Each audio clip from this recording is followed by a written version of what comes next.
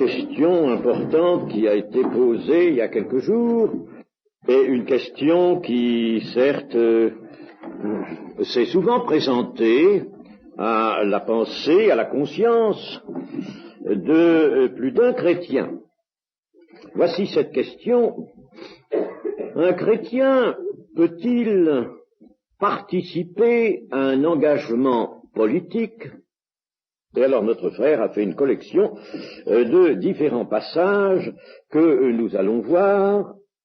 1 Corinthiens 10, 31. En somme, il a voulu surtout mettre en confrontation deux sortes de passages, les uns pour nous mettre sur la réserve, tendant à nous mettre sur la réserve, d'autres, au contraire, peut-être à nous laisser une certaine liberté pour nous engager. Alors, 1 Corinthiens 10, 31. Soit donc que vous mangiez, soit que vous buviez, soit que vous fassiez quelque autre chose, faites tout pour la gloire de Dieu. Ça, c'est très bien. Jean 8, 23, et il leur dit, vous êtes d'en bas, moi je suis d'en haut, vous êtes de ce monde, moi je ne suis pas de ce monde. 17, je ne sais pas si c'est 13 ou 15, 17, c'est 15 probablement. Jean 17. Oui, Jean 17, chapitre 17, verset 15. Je ne te prie pas de les ôter du monde, mais de les préserver du mal. Et Jean 18, 36, mon royaume n'est pas de ce monde, répondit Jésus. Si mon royaume était de ce monde, mes serviteurs auraient combattu pour moi, afin que je ne fusse pas livré aux Juifs, mais maintenant mon royaume n'est point d'ici-bas. C'est un passage à retenir, bien sûr. Et alors maintenant, dans les épîtres, Romains 13.1, que toute personne soit soumise aux autorités supérieures, car il n'y a point d'autorité qui ne vienne de Dieu, et les autorités qui existent ont été instituées de Dieu. Tout à l'heure, nous sommes obligés d'aller plus loin dans la lecture de ce passage. Mais continuons les données de notre frère. 1 Pierre 2, 13. 1 Pierre 2, 13. Soyez soumis, à cause du Seigneur, à toute autorité établie parmi les hommes, soit au roi comme souverain, soit au gouverneur comme envoyé par lui pour punir les malfaiteurs et pour approuver les gens de bien. Tite 3, 1. Rappelle-leur d'être soumis aux magistrats et aux autorités, d'obéir, d'être prêts à toute bonne œuvre, de ne médire de personne. Enfin, c'est 3.1 qui importe. Alors, voyons, Éphésiens 6, 12, car nous n'avons pas à lutter contre la chair et le sang, mais contre les dominations, contre les autorités, contre les princes de ce monde de ténèbres, contre les esprits méchants dans les lieux célestes. Et enfin, Romains 12, 20. Mais si ton ennemi a faim, donne-lui à manger, s'il a soif, donne-lui à boire, car en agissant ainsi, ce sont des charbons ardents que tu amasseras sur sa tête. Voilà les données de notre frère, et rappelons-nous bien quelle est la question. Un chrétien peut-il participer à un engagement politique? Il est vrai qu'actuellement, et depuis pas mal d'années, nous assistons à une tendance dans différentes parties du christianisme, aussi bien catholique que protestant, et même un peu évangélique, nous assistons à cette tendance à l'engagement politique. Sur l'invitation d'ailleurs de certaines fractions politiques, de certains partis politiques, qui ont fait, comme on dit quelquefois, des appels du pied aux chrétiens dans leur ensemble. Alors, peut-on céder à cette invitation de s'engager politiquement? Les belles raisons mises en avant, évidemment, sont que ce monde, cette société est injuste, que toutes ces structures ont été conçues selon l'injustice, selon l'impérialisme, l'esprit de domination, et que tout serait à mettre par terre pour recommencer une société juste. De tout sens, l'engagement politique est toujours l'engagement à se dresser contre ce qui existe maintenant. Il n'y a guère d'invitation à l'engagement politique du côté de ce qui existe. Oui, il y a bien, par exemple, certaines formations montées par des partis politiques, comme par exemple les jeunes giscardiens, qui sont bien entendu là pour soutenir la politique du président de la République. Alors là aussi, il y a des engagements politiques, mais de ce côté-là, il n'y a pas tellement d'appels des chrétiens. Bien sûr, on les accepte volontiers, il y en a sans doute, mais il n'y a pas tellement d'appels. Il y a surtout appel du côté des fractions qui méditent, qui désirent la refonte, mais surtout la démolition des structures sociales, politiques actuelles. Il nous faut, pour répondre à une question comme celle-là, ne pas prétendre vouloir découvrir dans la Bible une réponse par le moyen de quelques commandements qui diraient oui ou non. La Bible ne se consulte pas comme un code réglementaire et non, on ne peut pas y trouver une réponse catégorique par oui ou par non à quelque question que ce soit que pose la vie sociale moderne. La Bible est avant tout une pensée, la pensée de Christ. Elle nous révèle les invitations de Dieu, elle nous révèle les voies de Dieu, à nous de savoir les comprendre, les discerner et les emprunter. C'est, comme dit l'apôtre Paul, une règle de doctrine, ou si vous voulez, une règle de vie, qu'il importe de savoir suivre. Et alors, l'Écriture nous dit que tes actions soient bien réglées. Que tes actions soient bien réglées. Et chacun doit avoir à cœur de bien régler ses actions en s'inspirant de tout l'enseignement biblique. Ce n'est pas facile, ce n'est pas toujours facile, il faut le secours du Saint-Esprit, bien entendu. Mais attention, n'est-ce pas, n'ayez pas dans l'esprit que la Bible va vous dire, par exemple, tu ne dois pas fumer ou tu dois fumer, n'est-ce pas, tu ne dois pas être syndiqué ou tu dois l'être, n'est-ce pas, des réponses comme celle-là. Enfin, c'est à nous, dans notre conscience, de pouvoir discerner notre voie, notre chemin. Nous avons des principes, nous avons des lumières, à nous d'en tirer la règle de conduite pour nos actions. L'Église, corps de Christ, pénètre dans l'existence du monde. Cela, nous l'avons déjà dit ici, l'avons déjà montré, l'Église doit se répandre dans le monde, jusqu'aux extrémités de la terre. Il faut qu'elle se répande dans le monde. Tel est ce que son Maître a voulu. Et cela afin de conquérir,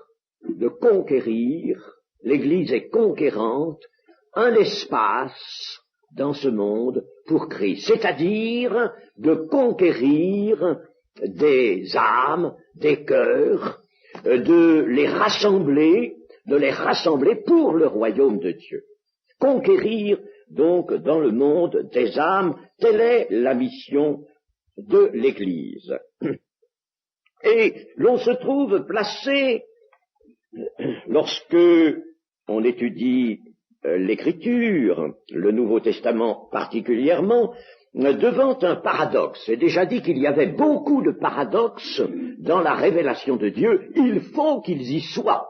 Il ne faut pas essayer de résoudre un paradoxe, ça ne se résout pas, un paradoxe. Ça se conserve et ça s'étudie, ça se comprend. Il y a une leçon dans un paradoxe et l'Écriture nous parle beaucoup par des paradoxes, des antithèses qu'il faut conserver. Et ça a été une déviation de la pensée chrétienne que de chercher à résoudre les antithèses. Alors, d'aucuns ont pris position dans un sens, d'autres position dans un autre. Je prends par exemple ce débat sur la perte du salut. Alors, certaines fractions du monde évangélique diront, il n'y a pas perte de salut dès le moment qu'on a cru, eh bien même si on s'est relâché, même si on est retourné, on sera sauvé comme à travers le feu, mais on sera sauvé parce que, et alors ils prennent pour appui certains passages de la Bible. D'autres, et nous disent, il n'y a point à parler de non-perte du salut ou d'un salut que l'on tiendrait pendant le séjour sur la terre d'une manière absolument irrévocable. C'est ce qu'on appelle l'éternelle sécurité, n'est-ce pas? L'éternelle sécurité, non. Elle n'est pas biblique, et c'est vrai. Et il y a dans la Bible donc des affirmations dans le sens d'une sécurité du salut et des affirmations, je ne dirais pas dans un sens opposé si vous voulez, mais des affirmations qui nous montrent qu'il faut exercer une vigilance, une persévérance, moyennant quoi le salut ne serait pas assuré. Voyez-vous, alors nous sommes devant une antithèse là, n'est-ce pas? Eh bien, il faut la respecter. Il faut respecter cette antithèse. Nous avons besoin des deux choses. Nous avons besoin des deux. Nous sommes instruits comme cela. Pensons bien que la Bible ne nous apporte pas la pensée du monde, mais la pensée de Christ.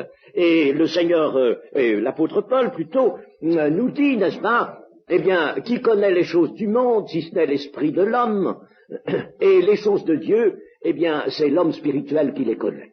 Lui seul les connaît. Pour le monde, pour l'homme psychique, l'homme animal, eh bien, c'est impénétrable, ça n'a pas de sens. Mais ça a un sens pour l'homme qui comprend le langage spirituel. Rappelons-nous cela, mes amis. Je voudrais surtout que vous cessiez de considérer la Bible comme un code réglementaire. Alors, ceci étant dit, nous sommes devant un paradoxe qui est celui-ci. L'Église n'est plus sous la souveraineté de l'esprit du monde, n'est plus sous la puissance du péché, et n'est plus livrée à l'entraînement aux jouissances qui caractérisent le monde, tout cela. D'autre part, cependant, pourrait-on dire, elle se soumet aux autorités, comme nous l'avons lu, elle respecte les autorités, elle leur rend honneur, honneur à qui revient l'honneur, et elle fait face aux exigences légales, celles de l'impôt par exemple, elle vit par conséquent dans la soumission à l'ordre qui est établi. Et cela nous est enseigné, notamment dans Romains 13 et dans d'autres passages aussi, et l'apôtre Pierre y vient lui-même. Alors, nous pouvons dire ceci. Il y a deux domaines. Il y a le domaine de la pensée, de la foi, de la pensée, quelle qu'elle soit, le domaine de notre pensée n'est plus du tout soumis au mouvement des idées du monde, n'est plus du tout soumis à la mentalité du monde. Donc, dans le domaine de la pensée, le domaine de la foi, le domaine de l'amour, celui du témoignage, de la sainteté de la vie, eh bien là, nous sommes soumis au Christ et non au monde. C'est dans tout cela qu'il y a rupture avec le monde. Comprenons bien cela. Il y a de ce côté-là rupture catégorique, absolue avec le monde. Et il faut que cette rupture soit maintenue. Comme nous l'avons dit, les chrétiens, dans leur vie courante, se montreront des hommes ou des femmes soumis aux autorités et aux lois qui régissent la société. L'Église ne pourra se laisser limiter dans son service pour Christ, qui est un service de miséricorde et de salut. C'est son rôle, et là, elle ne peut pas accepter de barrières et d'entraves. Donc, d'une part, le chrétien n'est plus du monde, Il n'est plus du monde, c'est ce que la prière sacerdotale notamment manifeste d'une façon absolument catégorique. Ils ne sont plus du monde comme moi je ne suis pas du monde. Alors, ça c'est catégorique. Et cependant, le chrétien n'est pas sorti du monde et il ne faut pas non plus qu'il sorte du monde. Il ne faut pas qu'il s'enferme par exemple dans des couvents. Voyons 1 Corinthiens 5.10. 1 Corinthiens 5.10 ou 5.9. Je vous ai écrit dans ma lettre de ne pas avoir des relations avec les impudiques, non pas d'une manière absolue, avec les impudiques de ce monde ou les cupides ou les ravisseurs ou avec les idolâtres, autrement il vous faudrait sortir du monde. Mais ce n'est pas du tout ce que veut l'apôtre. Il ne dit pas de sortir du monde. Il n'est pas question d'en sortir comme l'ont fait, n'est-ce pas, certains religieux au cours des âges. Maintenant, ce que je vous écris, c'est de ne pas avoir des relations avec quelqu'un qui se nomme en frère, est impudique ou cupide. Bon, ça, nous le laissons. Nous voyons dans ce passage qu'il ne s'agit pas donc de sortir du monde et que nous sommes bien obligés dans le monde d'avoir des relations sociales, disons, avec des gens qui sont impudiques, cupides, ravisseurs, idolâtres, que voulez-vous? Ou alors, il faudrait s'enfermer dans un couvent. Et encore, en ce moment, ce serait bien difficile. Vraiment, autrefois, c'était possible, les couvents pouvaient avoir une vie absolument autonome, mais maintenant, ce serait bien difficile. Alors donc, il ne s'agit pas de sortir du monde, nous sommes toujours devant le paradoxe, n'est-ce pas, un paradoxe, nous sommes vraiment coupés du monde dans un certain domaine, mais cependant nous existons et nous vivons dans le monde et il n'est pas question que nous en sortions, c'est là précisément d'ailleurs que nous allons servir notre Dieu. C'est dans le monde, si nous sortions du monde, nous ne pourrions plus le servir. Mais là où le monde cherche son profit, le chrétien, lui, va renoncer.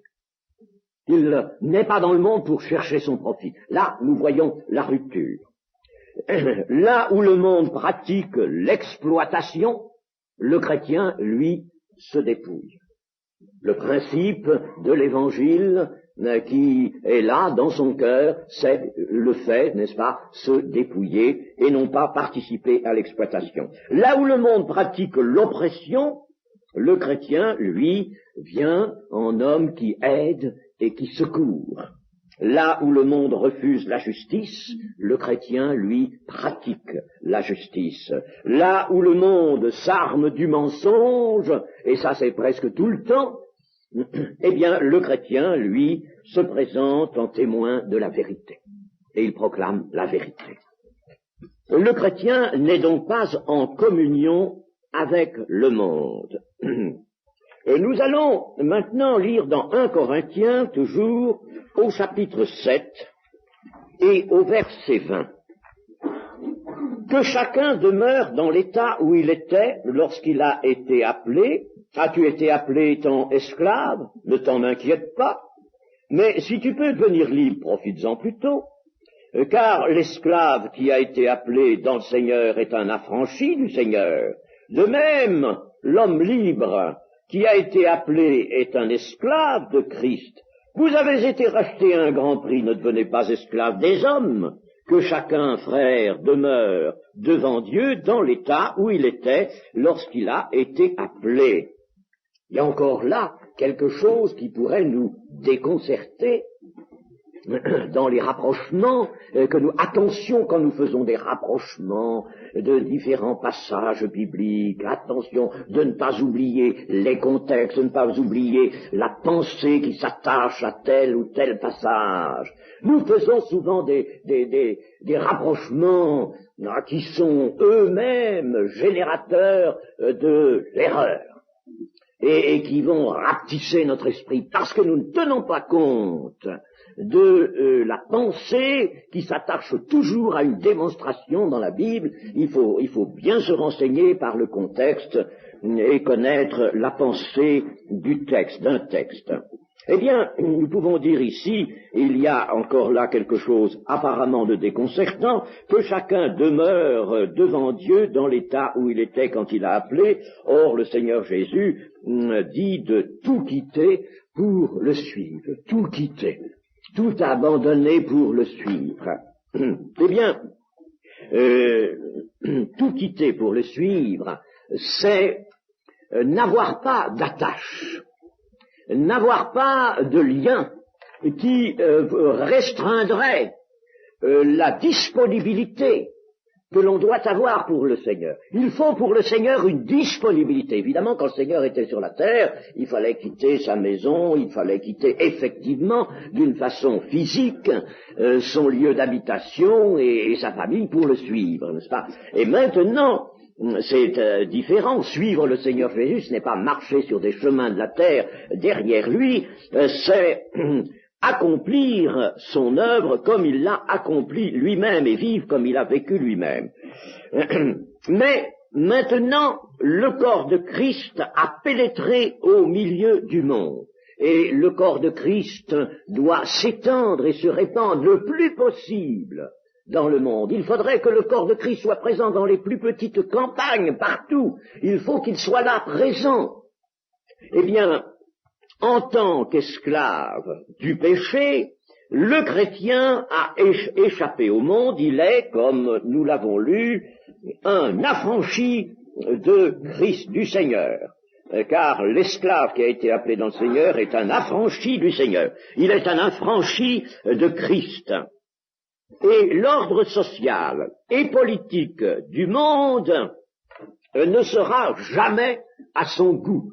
Et plus que n'importe quel révolutionnaire, n'importe quel communiste, gauchiste, ou tout ce que vous pourrez imaginer, ou même peut-être de l'autre côté, n'est-ce pas, des révoltés de la droite, là, enfin, des fascistes, comme on les appelle, eh bien, n'importe quel révolutionnaire, de quelque qu'il soit, n'est-ce pas, n'aura jamais autant de raisons que le chrétien lui-même de déplorer l'état de ce monde.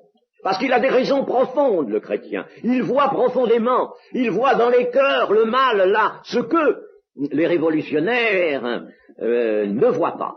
N'est-ce pas? Par conséquent, on peut dire que dans la pensée, il aurait plus de raison qu'aucun autre homme d'être un révolutionnaire.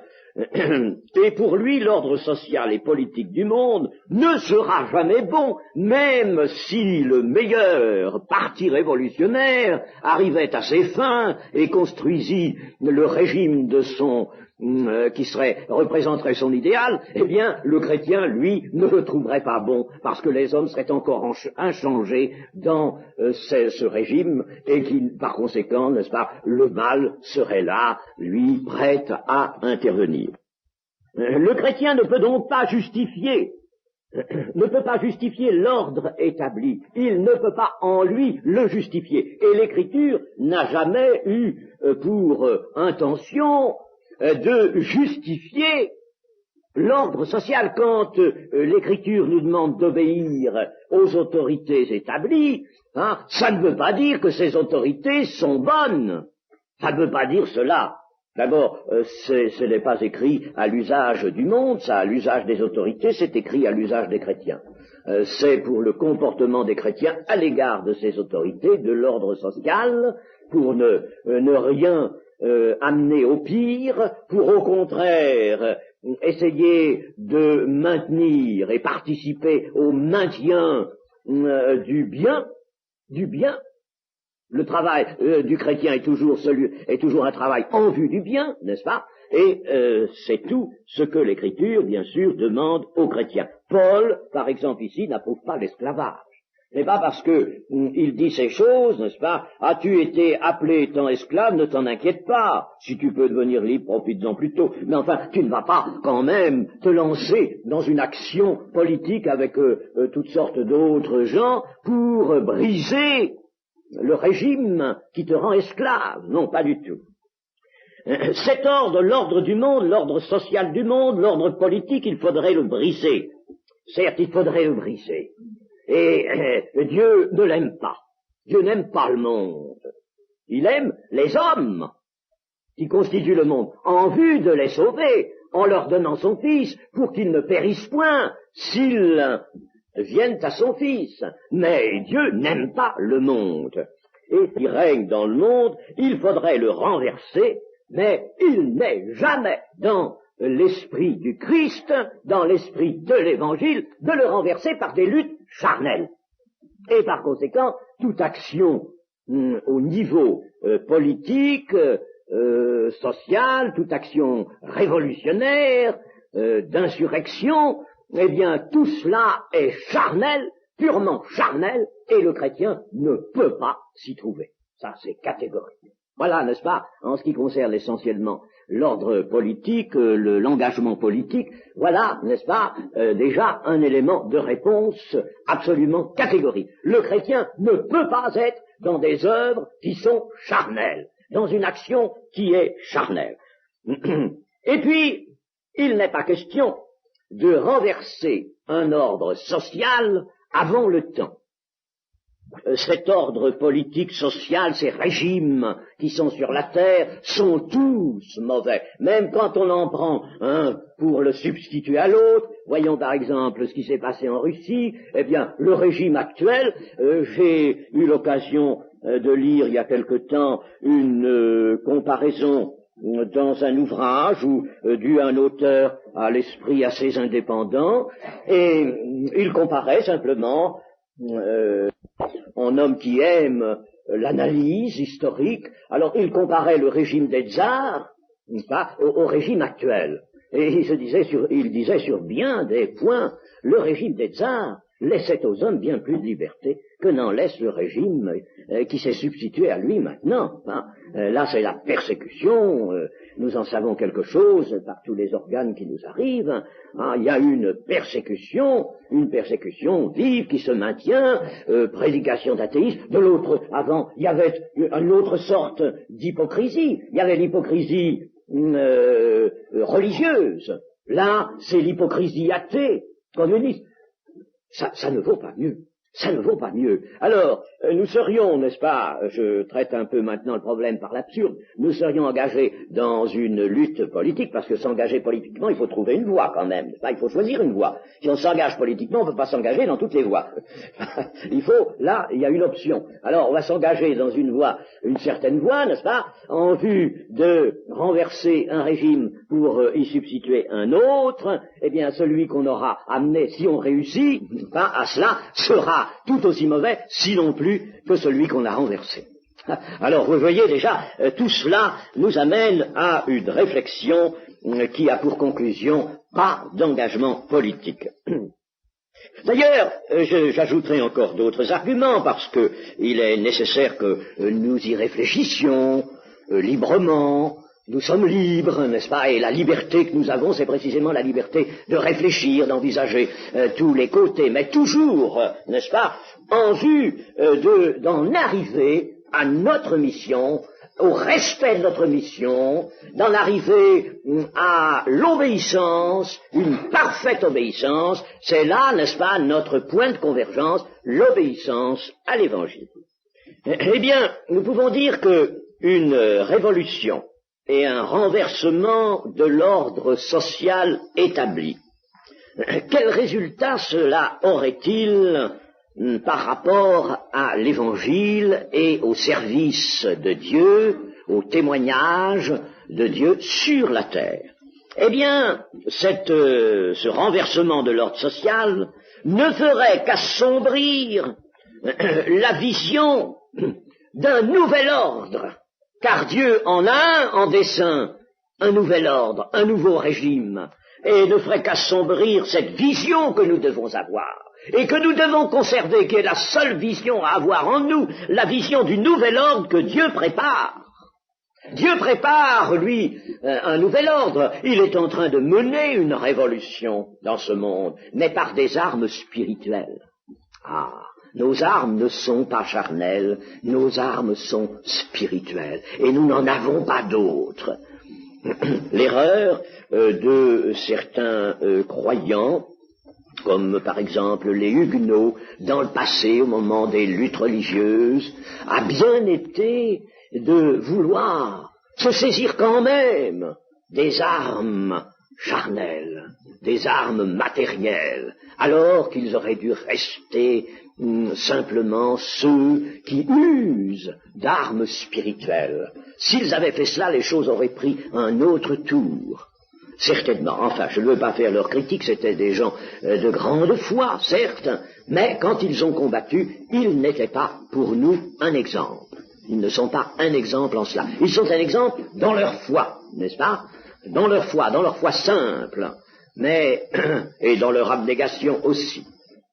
Eh bien, on peut dire que toute révolution ne pourrait qu'intervenir dans le cours de l'histoire. Ça, c'est encore une autre manière d'envisager la chose, intervenir dans le cours de l'histoire pour déranger, entraver le dessein de Dieu. Dieu a pour un nouvel ordre en vue, et ce nouvel ordre, nous le connaissons, il s'appelle le royaume de Dieu. Eh bien, que ferions-nous, nous? Eh bien, nous entraverions, nous flétririons même l'Évangile. Nous irions à rebours de l'action qui doit être la nôtre en tant que témoin de l'Évangile, prophète de Christ, comme nous le disions l'autre jour, j'aime beaucoup cette expression. Nous irions à rebours, car en effet, nous manifesterions un faux évangile, un mauvais évangile, un évangile qui ne serait pas le vrai. Et vous voyez la ruse de l'ennemi de donner aux communistes actuellement, ou aux marxistes en général, disons à tous les groupes marxistes, de donner une certaine sympathie pour les chrétiens et ce désir de les attirer dans leur sein. C'est une ruse du diable. Alors maintenant on parle de chrétiens marxistes. Ah oui, on parle de chrétiens marxistes, n'est-ce pas? Et oui, oui, bien sûr, on va parler bientôt de morts vivants. Hein? Oui, alors, de chrétiens marxistes. Alors ça, n'est-ce pas, nous flétrissons absolument l'Évangile. Et nous sommes en scandale à l'Évangile. Ce serait un scandale à l'Évangile que d'être dans les rangs de ces militants marxistes, car l'engagement politique, nous l'avons dit tout à l'heure, ne peut guère être que dans cette direction-là. Il faut accepter plus ou moins, n'est-ce pas, d'être marxisé pour être dans un engagement politique. D'ailleurs, tous ceux qui sont engagés politiques, voyons par exemple beaucoup dans le protestantisme moderne, n'est-ce pas, protestantisme absolument éteint quant à la foi, eh bien, nous voyons, n'est-ce pas, les gens sont progressistes, autrement dit, communistes. Hein. Progressisme est tout simplement un communisme intérieur au christianisme. Et ce que nous disions tout à l'heure, c'est que Dieu avait un nouvel ordre, que Dieu prépare, lui, un régime sur la terre qui sera tout autre, le règne du Seigneur Jésus-Christ, n'est-ce pas? Voyons déjà cela, bien que ce ne soit pas l'aboutissement dernier des desseins de Dieu, puisqu'il y a l'éternité, comme nous l'avons dit récemment, mais enfin, après cela, après ce temps, il y a le siècle à venir. Et le siècle à venir, ce sera le royaume de Dieu sur la terre, le royaume de Christ. Et pour cela, Dieu a prévu, et ne pouvait pas ne pas passer par cette phase, de l'écroulement du monde. L'écroulement du monde est enseigné, il est montré, le péché pèse sur elle, la terre se déchire, elle vacille comme une cabane, et il y aura un écroulement de la terre, des sociétés humaines, et l'écroulement est en voie. Maintenant, on peut même dire que le temps des nations est terminé depuis 1967, depuis que les Juifs, légitimes propriétaires de Jérusalem, sont revenus dans leur cité. Alors là, l'écroulement du monde se fera et viendra l'ordre nouveau qui s'appelle le royaume de Dieu. Mais cela appartient à Dieu. Quant à nous, au milieu des sociétés modernes, eh bien, notre mot d'ordre, le mot d'ordre, si nous en voulons un, que le Seigneur nous donne, que l'esclave reste esclave. Et remercions Dieu si notre esclavage n'est pas aussi lourd qu'il l'est dans bien d'autres pays, dans les pays communistes. Que l'esclave demeure esclave. Il est l'objet d'une promesse meilleure. Le Seigneur que nous prêchons, que nous aimons, a pris une forme de serviteur, et c'est là la seule solution pour ce monde. Il n'y en a pas d'autre. Nous ne pouvons pas en présenter d'autres, nous ne pouvons pas militer pour une autre solution, fût-elle celle-là uniquement temporaire. Il n'y a pas de solution temporaire. Nous allons actuellement vers un chaos, toutes les sociétés descendent dans le chaos parce qu'elles s'enfoncent davantage chaque jour dans l'iniquité, et par conséquent, c'est l'écroulement qui est en vue, l'écroulement de ce monde. Qu'est-ce qui reste maintenant? Juste un peu de temps. Et c'est tout. Il reste un peu de temps.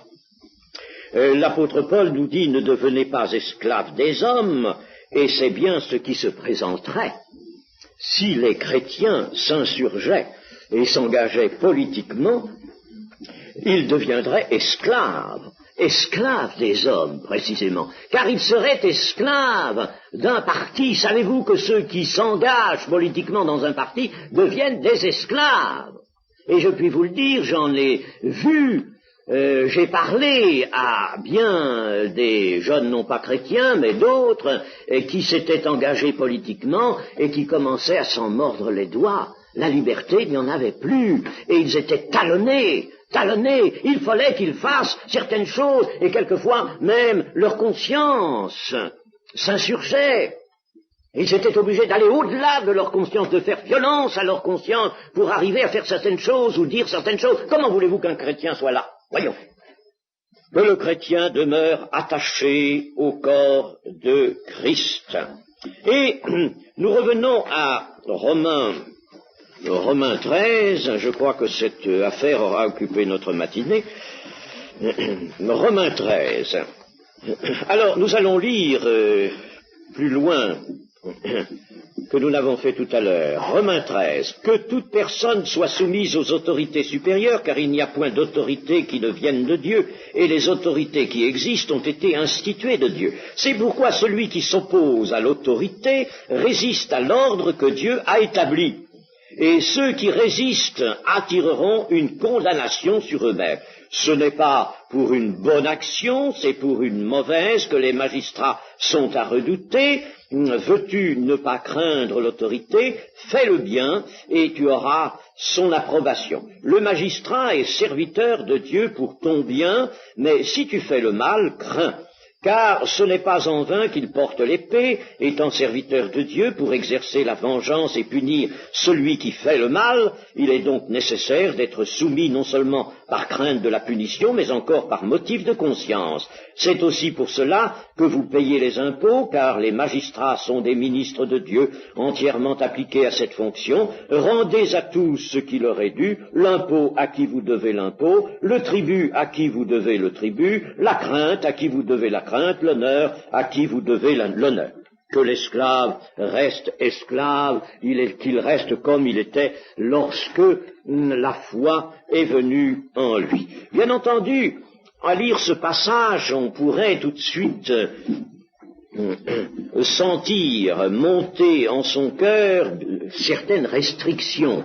Et effectivement, il y aurait des restrictions aujourd'hui. Par exemple, ce n'est pas pour une bonne action, mais pour une mauvaise que les magistrats sont à redouter.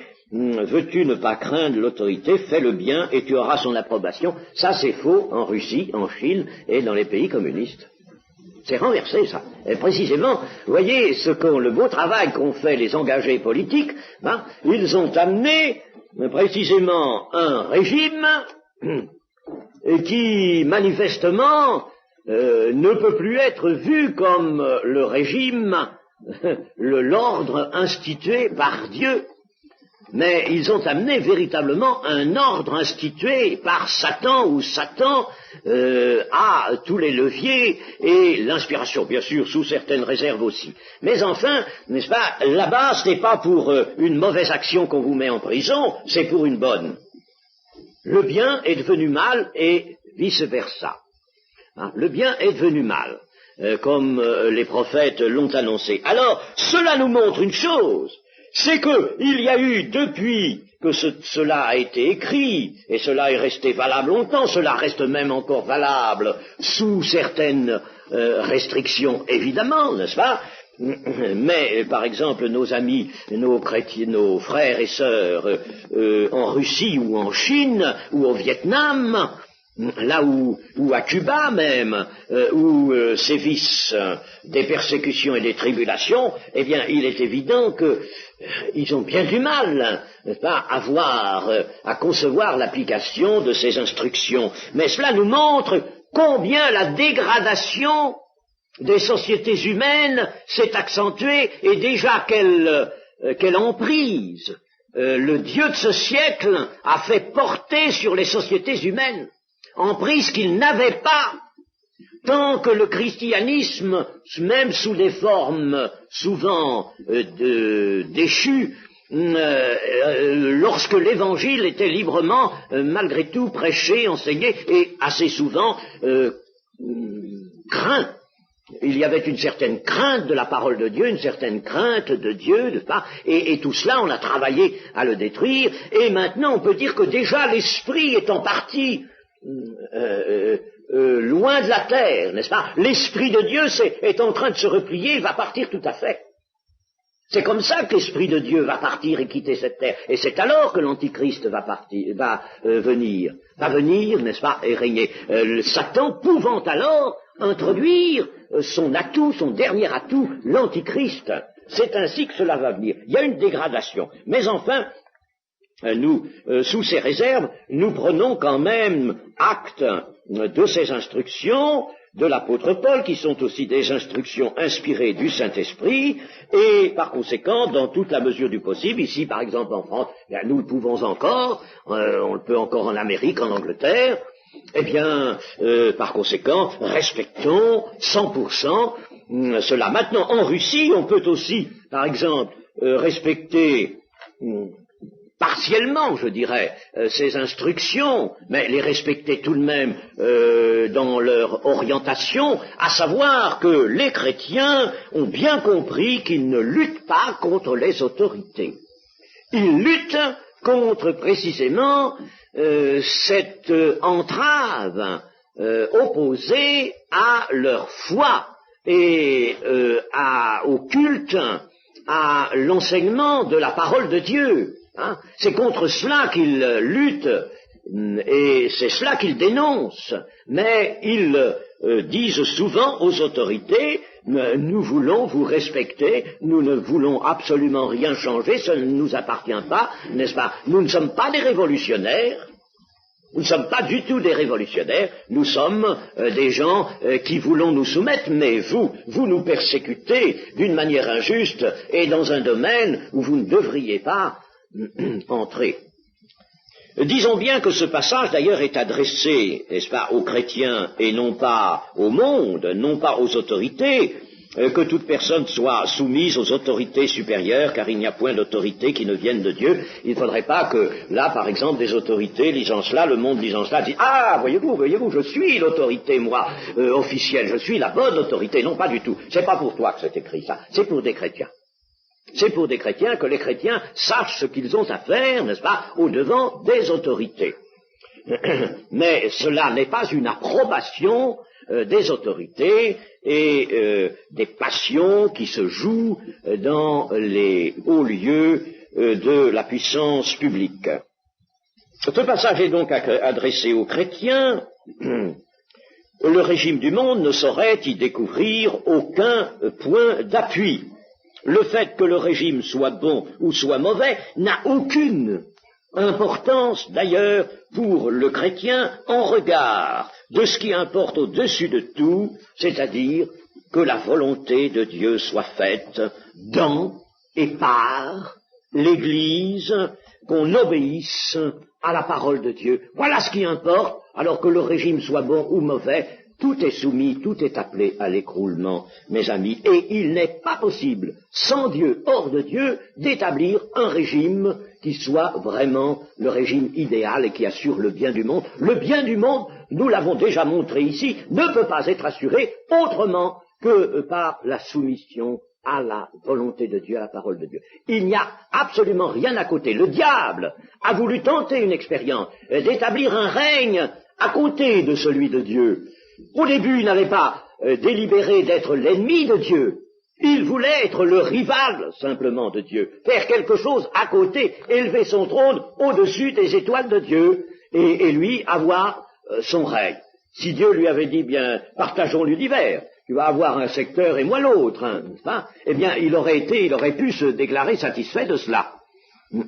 Il ne voulait pas, au début, tellement être l'ennemi. Il n'est pas, en somme, venu avec une conscience remplie de haine à l'égard de Dieu. Non, rempli d'orgueil, rempli d'un désir de rivalité, de règne. Il n'y a aucun règne, il faut que nous le sachions, aucun règne, aucun régime, aucun ordre qui puisse être bon, qui puisse demeurer lorsqu'il est établi en marge de la parole de Dieu, de la foi en Dieu. Il nous est dit dans ce passage, eh bien, fais le bien, c'est-à-dire sois libre, sois sans crainte devant Dieu, afin qu'aucun scandale ne s'abatte sur l'Église de ton fait. Les erreurs, les injustices de l'autorité établie ne portent aucune atteinte à l'Église. Sachons bien cela. Les débats des communistes avec les socialistes ou des giscardiens avec les chiraciens, n'est-ce pas? Tout cela, nous l'entendons, nous y assistons, nous regardons, nous sommes spectateurs, si vous voulez, n'est-ce pas? Mais tout cela ne fait ni mal ni bien à l'Église. C'est pas ça qui fait du mal. Ceux qui feraient du mal et qui causeraient scandale au détriment de l'Évangile, ce serait nous. Cela viendrait de nous. Ça vient de le Seigneur l'a bien dit, il faut qu'il y ait des scandales. Malheur à celui par qui le scandale arrive. Le scandale n'arrive pas de l'extérieur, il vient de l'intérieur de l'Église. C'est des membres de l'Église qui peuvent être en scandale et vraiment éclabousser l'Église, meurtrir l'Église par des scandales. Ce sont les membres de l'Église et non pas les gens du dehors. Ils ne peuvent pas être en scandale à l'Église, eux. Ils ne peuvent pas. Ils peuvent lutter, ils peuvent médire, calomnier, se moquer, faire tout ce qu'ils voudront. Ce n'est pas un scandale pour l'Église, au contraire. Au contraire. Sans doute redonne-t-il même plus de valeur et de force à l'Église. Mais le scandale vient du dedans. Il vient du dedans. Les antichrists sont au milieu de nous, pouvait dire Jean. Toutes les autorités du monde, sachons-le bien, sont déjà dépossédées de tout pouvoir. Elles sont maintenant dépossédées. Dieu appelle les choses, disons pas comme si elles étaient. Il ne reste, je vous le disais tout à l'heure, qu'un peu de temps. Et pour conclure, je dirais que dans Romains 12, verset 2, l'Écriture nous dit « Ne vous conformez pas au siècle présent, mais soyez transformés par le renouvellement de l'intelligence afin que vous discerniez quelle est la volonté de Dieu, ce qui est bon, agréable et parfait. » Vous voyez, il n'y a pas de règle rigide, mais il y a cela. Un discernement qui nous viendra d'un renouvellement de l'intelligence. Et pour cela, soyez transformés. Mais pourquoi l'apôtre dit-il, soyez transformés à des gens qui sont des gens de foi, et même de grande foi. La foi des Romains était réputée dans le monde entier. Bon, alors, pourquoi dit-il, soyez transformés? Eh bien, je vais vous l'expliquer. Dans le grec, c'est métamorphousté. Métamorphousté, c'est-à-dire soyez métamorphosés, n'est-ce pas? Voyez-vous, une métamorphose, vraiment, n'est-ce pas? Passer par une métamorphose. Et cette métamorphose, elle est en cours, elle se fait, elle se confirme, elle marche en avant. C'est pour ça qu'il dit, soyez métamorphosés, soyez transformés. L'Église a une autre forme. Je vous ai dit l'autre jour que ce mot « forme » était un mot biblique extrêmement intéressant. Il y a une forme de Dieu et une forme de serviteur pour Christ. Christ a pris une forme de serviteur, il a quitté une forme de Dieu pour prendre une forme de serviteur. Eh bien, nous pouvons dire que l'Église a une autre forme que le monde, une autre forme, une autre structure spirituelle. Et c'est pour parvenir à cette forme, la stature parfaite de Christ, si vous voulez, pour parvenir à cette forme, qu'elle doit toujours être transformée. Elle est en voie de transformation, toujours être transformée pour atteindre la forme de Christ. L'Église, le corps de Christ, doit avoir une forme de Christ parfaite. C'est dans son action, au milieu du monde, que l'Église visible deviendra de plus en plus proche de la forme de son Seigneur, de la forme de Christ. La figure de ce monde passe. Voilà un mot d'ordre qui nous est donné. La figure de ce monde passe. Et dans le monde actuel, les chrétiens achètent, mais ils achètent comme ceux qui ne possèdent pas. Ils sont là dans le monde comme ceux qui n'y seraient pas. Rien ne les lie. Ils n'y attachent pas leur cœur, ils ne s'amassent point des trésors. Le bien des autres, ils le voient, ils le désirent ardemment dans l'amour de Dieu, mais uniquement dans le témoignage d'un Christ sauveur et Seigneur. Amen.